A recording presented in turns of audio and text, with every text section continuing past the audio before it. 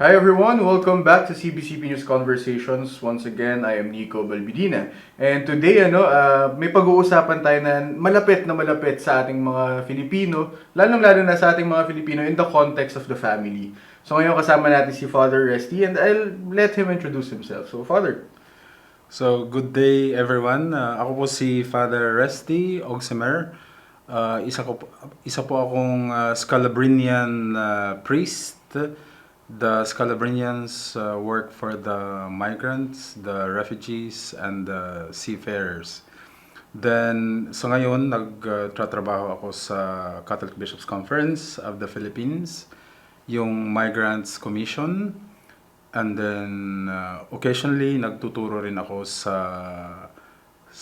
LST, Loyola School of Theology, on migration theology. And so mga friends, we've been doing this for quite a while, no? We've been putting out videos, we've been putting out shows, and we can see, no, nakikita namin na karamihan ng aming mga tagapanood ay mga overseas, mga Filipino overseas, and I think it's about time that we talk to you in one of our videos.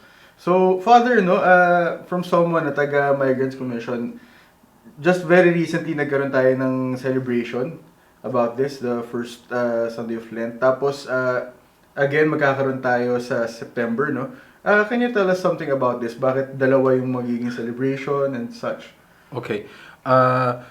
Sa pangkalakihang setting, yung world celebration, ang Vatican, in the past, mayroon siyang tinatawag na World Day for Migrants and Refugees. No?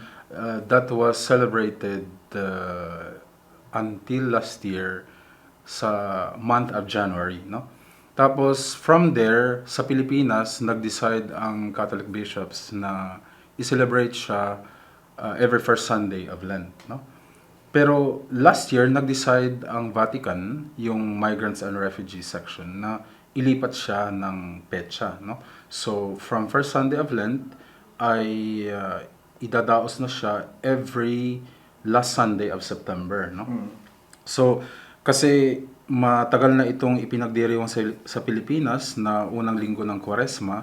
So, this year, naging dalawa. No? Mayroon pa rin mga dioceses na nagdiwang first Sunday of Lent. No? Mayroon din naman, halimbawa kami as a commission, we have selected parang regional centers, no, na magdaraos ng National Migrant Sunday, yung ating version, and then yung World Day for Migrants and Refugees ay sa September 27 this year. No? So kaya naging dalawa siya because ang dissemination of information ay hindi pa ganun kalawak.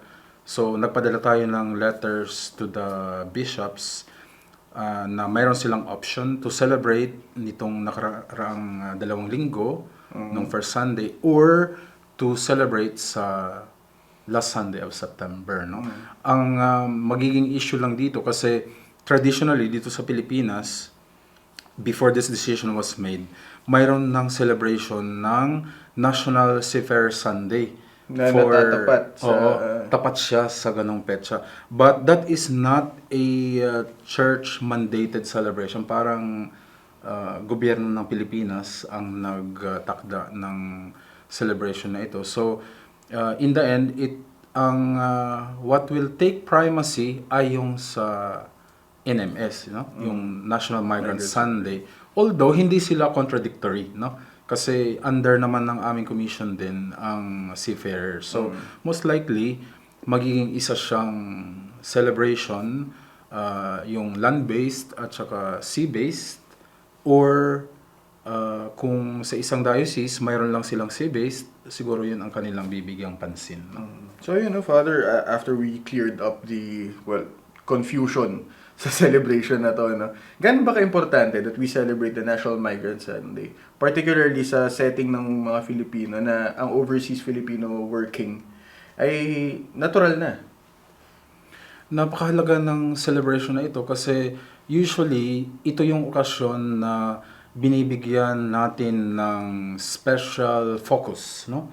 Or we honor the collective experience natin bilang mga Pilipino, bilang isang bansa in responding to the issues, concerns na tumutukoy sa mga overseas Filipino workers, no? So, kailangan natin itong pag-usapan at i-celebrate kasi maraming misconceptions, maraming misunderstandings, no? Pag sinabi mong nagtatrabaho abroad, akala nila ang daming dolyar, no? Parang economics lagi ang tingin sa pagtatrabaho sa ibang bansa. Hindi alam ng ating mga kapatid, kapamilya na mayroong layers of issues, problems na hinaharap itong ating mga OFWs depende sa status or category ng kanilang pangingibang bansa, no? Kasi mayroong they go abroad and they settle there, no? Yung mga nagpupunta ng Amerika, kilala ito, no? Kasi there are more than 3 million doon na American citizens na sila. And this is also happening sa Canada, sa Australia, and in some parts of Europe and Asia, no?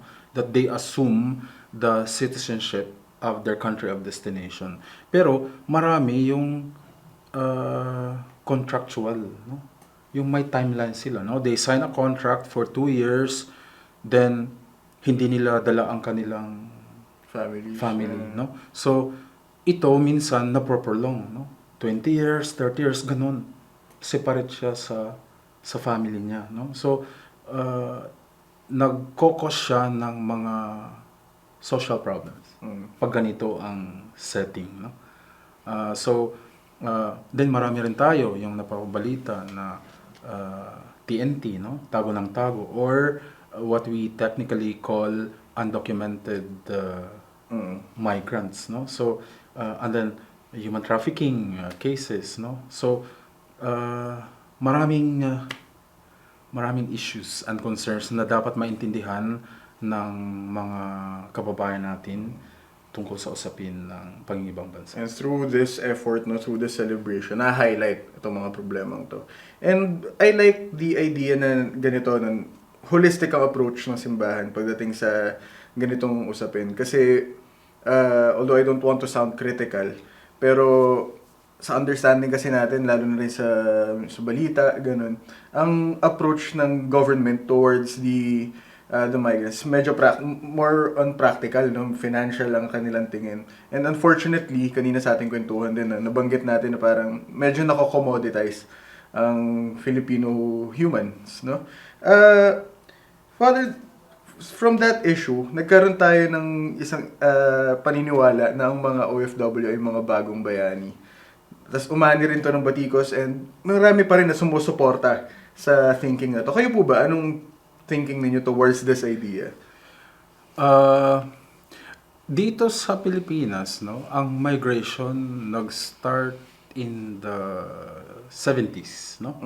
Parang marami sa ating mga kababayan, they were sent abroad.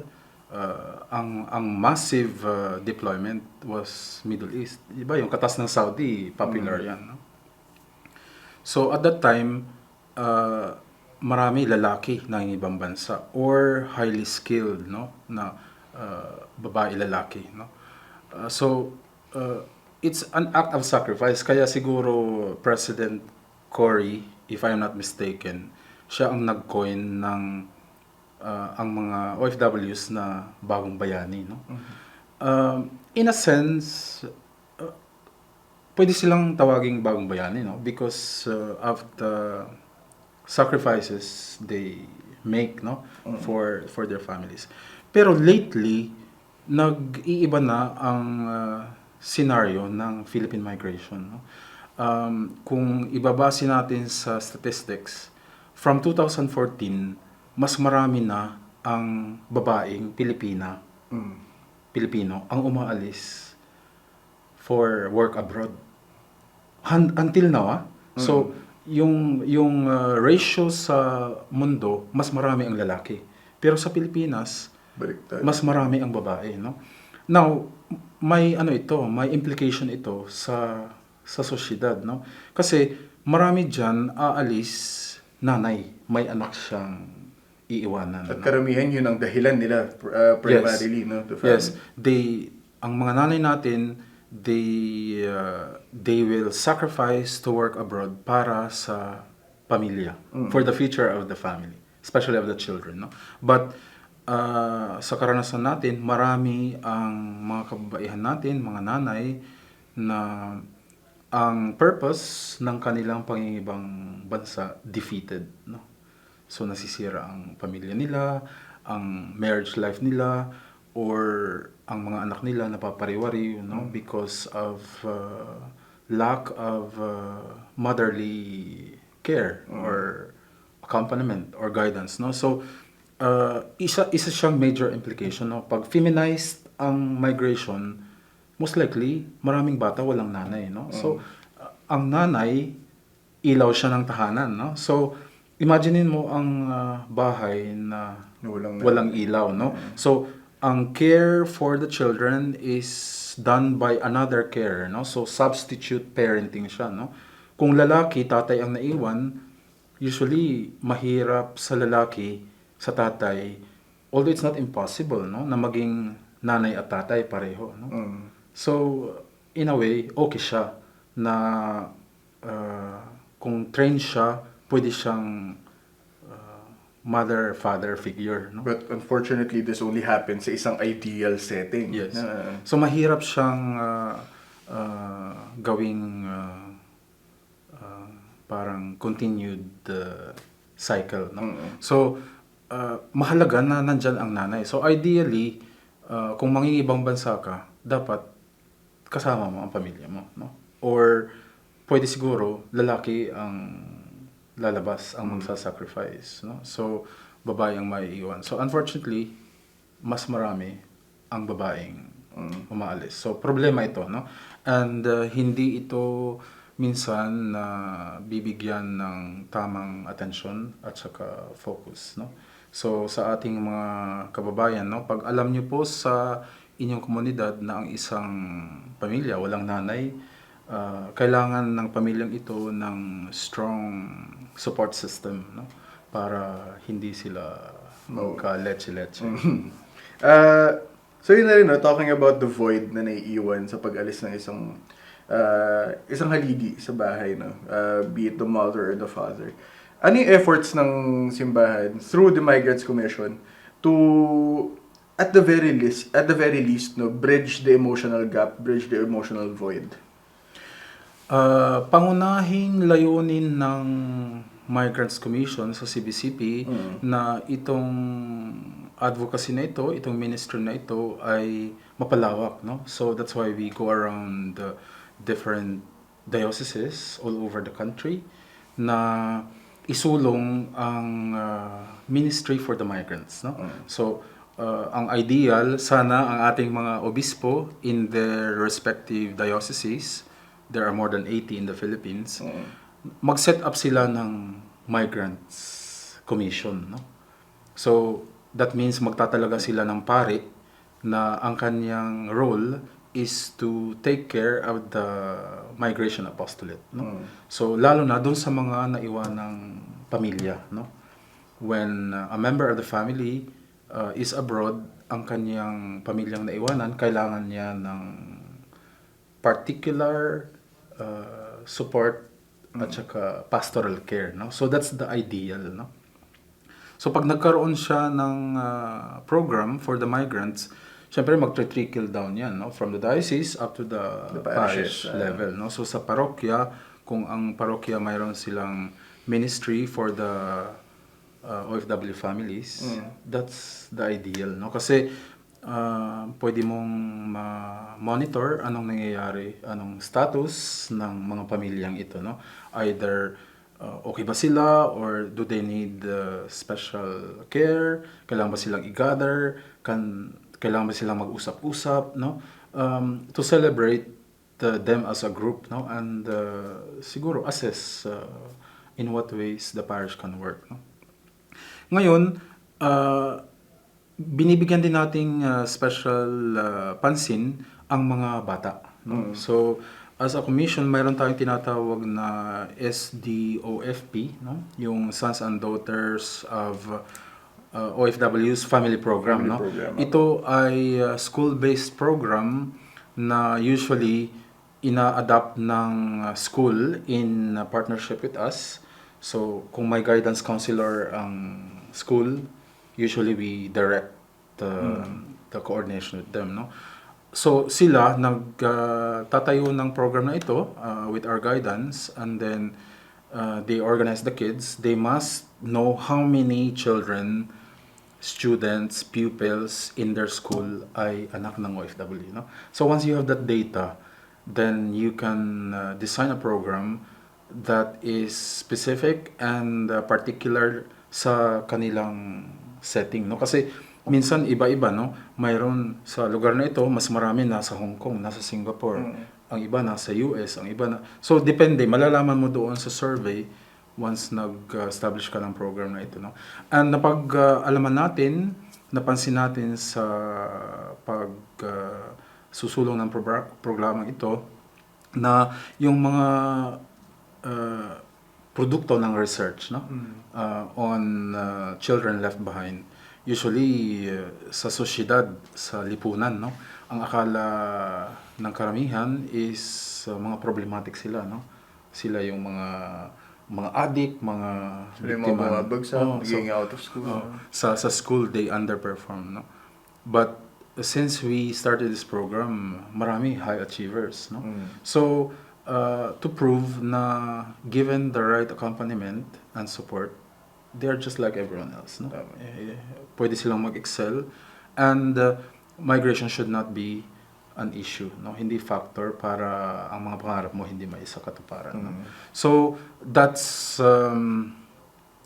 the yung mga main. And then of course lately highly engaged tayo sa mga human trafficking cases, no? Kasi ang isang problema sa mundo, hinaharap niya ang human trafficking concerns, no? Ang Pilipinas hindi siya exempted sa mga problemang ito, no? And unfortunately, it's a very technical issue, no? Minsan lalabas ka legal, no? You sign a contract dito sa Philippines, pagdating mo sa ibang bansa, may Hindi contract substitution, no? So since technical siya, pwedeng legal ka, and then in the end you become a victim of human trafficking. So sa issue na ito, kailangan ng malawak at mas malalim na pag-intindi, awareness campaign, para mas ma-lessen ang numbers of future victims.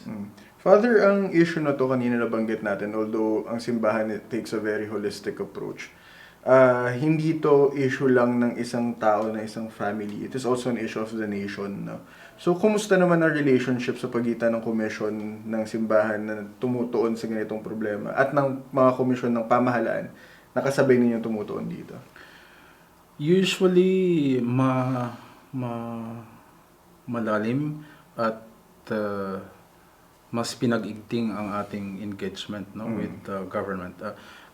We call this critical collaboration, no? Kasi especially in the past years, no, na ang gobyerno, especially the president, no, ay kaaway niya ang CBCP, no? So bilang isang komisyon ng CBCP, we engage with government agencies who provide services and care for the OFWs, no?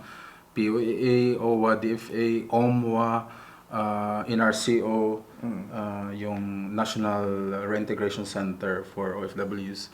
Nakikipag-meeting tayo dito, no? Part tayo ng decision making, ng discernment, and usapin how to strengthen and make the services better, no? So kasama tayo dyan sa co-contribute ng mga ideas na kung saan mas mapapabuti ang execution ng services, no? And when I say critical collaboration, siyempre based sa issue, no? Kasi minsan kailangan merong pupukpok sa gobyerno, no, para siya ay kumilos, no?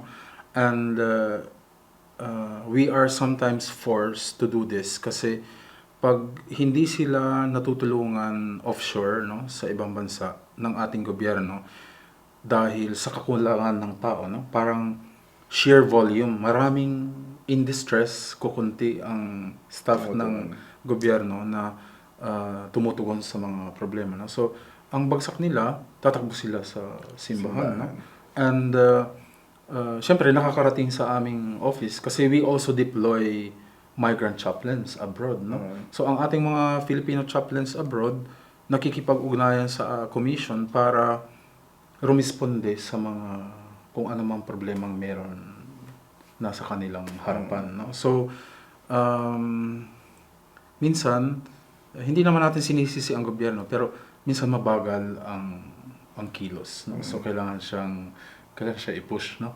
So that's our collaboration, and hindi naman contradictory ang papel ng dalawa, no, kasi pareho naman silang nagpo-provide ng services, And no? at the end of the day, pareho ang goals. Correct, no? To protect and to better serve our overseas Filipino workers, no? So yan ang ating adhikain at layunin. So, at a certain level, hindi lang intimidating pakinggan, pero maganda rin pala na merong critical relationship, critical coordination sa pagitan ng government and ng simbahan sa ganitong usapin. Lalo na sa mga nanonood sa atin ngayon na medyo personal itong issue na to sa karamihan ng ating audience.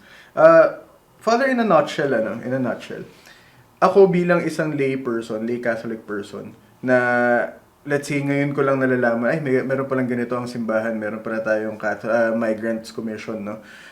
Ano yung pwede kong maitulong? Saan ako pwedeng mag-umpisa? Kung ikaw ay nagsisimba sa parokya, no, I think you better ask your parish, do we have a particular ministry for the OFWs and their families, no? Siguro yun. And then, with that, mag-aral ka rin tungkol sa issue na ito, no? Pag-aralan ang mga iba't ibang sectors under migration kasi masalimuot siya na realidad, no? But given our context, since more than 10 million Filipinos are abroad, ang kailangan mo talagang tutukan ay ang labor migration, no? So pag ang isang Pilipino nag-decide ibang bansa para magtrabaho, no? So kasi maraming layers ng realities under that, no? So pag-aralan mo, pwede siyang okay ang sitwasyon niya, nakahanap siya ng matinong employer, okay trabaho, okay sahod, things work well, no? And usually migration works pag normal ang circumstances, no? So isipin mo na pag may decide tayong kababayan na mag-work abroad, vulnerable siya. So tingnan mo siya in a different angle, no? Kasi ang stigma is, or ang common notion is, okay sila dahil they earn dollars. It's not. May possibility na mapapariwariw ang kanilang mga anak kung mayroon silang anak na iniwanan, or kung mag-asawa sila na hindi sila parehong nasa labas, may strained relationship. Either ang infidelity happens here sa Pinas or doon sa abroad. Or both, no? May ganun. And be aware also of yung trafficking strategies, no? Yung pag-recruit ng victims na pwede siyang maging human trafficking, no? Kasi may term din tayong tinatawag na migration mentality, no? Maraming Filipinos gustong ibang bansa, no? For greener pastures. Ang procedures ng pangibang bansa ay madugo, no? Dadaan ka sa butas ng karayom, no? Anything that is easy is suspicious, no? Pag may case na, gusto mong mag-abroad, here is the prospective salary, give me your passport, we will do everything. That is a very dangerous setting, no?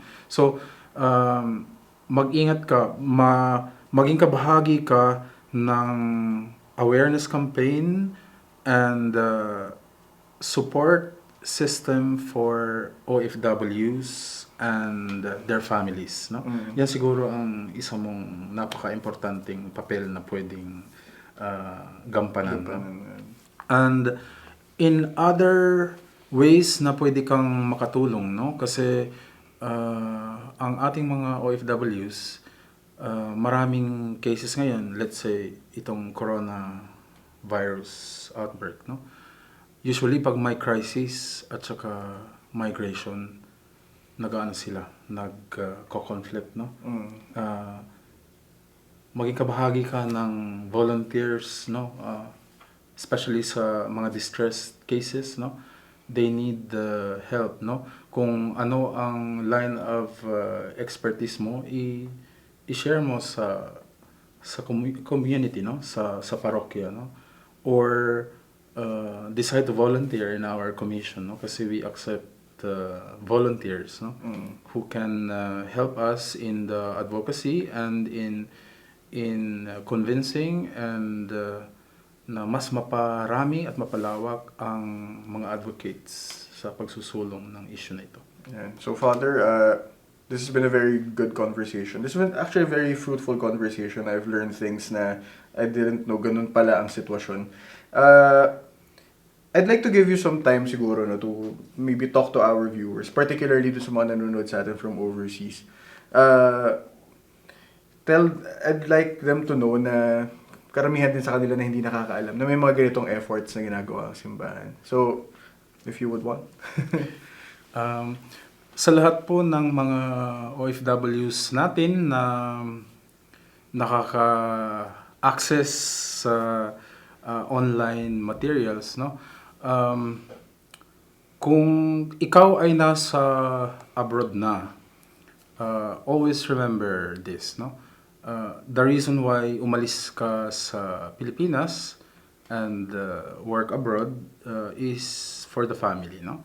And unfortunately, minsan ang purpose nadi-defeat, no? So, bago ka gagawa ng mga bagay-bagay na in the end will jeopardize your relationships, no? Sa asawa mo, sa mga anak mo, think about it, no? Kung ikaw ay nasa isang sitwasyon na hindi maayos, ayusin mo para maging mas makabuluhan ang sakripisyong ginawa mo sa pagtatrabaho abroad, no? And then, doon naman sa mga nag-iisip pa lang na may pamilya, may mga anak, make sure na it is a family project, no? Ibig sabihin, pinag-usapan ninyo bilang pamilya na ganito ang magiging scenario, no? Kung aalis ako, may iwan kayo, ganito ang sahod, ganito ang mangyayari, no? So, kailangang pag-isipan ng maayos, no? Kasi there are times na what you envision is different from what you will find na reality doon sa dadatnan mo, no? So, lalo na ngayon, no? Kasi marami ang available jobs for domestic workers. Unfortunately, yan ang maraming trabaho sa world market. So, ang mga nanay na nagbabalak magtrabaho as a domestic worker, pag-isipan niyo po ng maraming beses, marami, no? Is it worth earning this amount of money na may ganitong vulnerability, no? Pwedeng maging dangerous ang kalalagyan mo or ang pamilya mo magka-problema, no? Versus you stay here sa Pilipinas, you flow with the current, kung anong meron ka, ma-satisfy ka, but kapiling mo ang mga mahal mo sa buhay, no? So mamili ka doon, no? And when you decide to migrate or work abroad, yun, hindi ka coerced or pushed because of your circumstance, pero isang choice na pinili mo at kaya mong panindigan, kaya mong magsakripisyo na in the end walang masisira, no? walang taong masasaktan. No? So yun, I really hope na this episode has been of big help, not only for the Filipinos abroad, but also the Filipinos here in the Philippines planning na maging ganito, maging migrant workers, no? I also hope na hindi ito yung maging last time na makasama ka namin dito at makakwentuhan ka sa mga ganito usapin. Kasi again, as I said early, as how I began this conversation, no, itong subject na to ay malapit hindi lamang sa mga Filipino, kundi sa kabuuan ng pamilyang Filipino. No? So, friends, thank you so much for watching. Once again, I am Nico Balbidina and I am with Father Resty Ogsimer. And magbabalik po ang CBCP News Conversations with more interesting topics.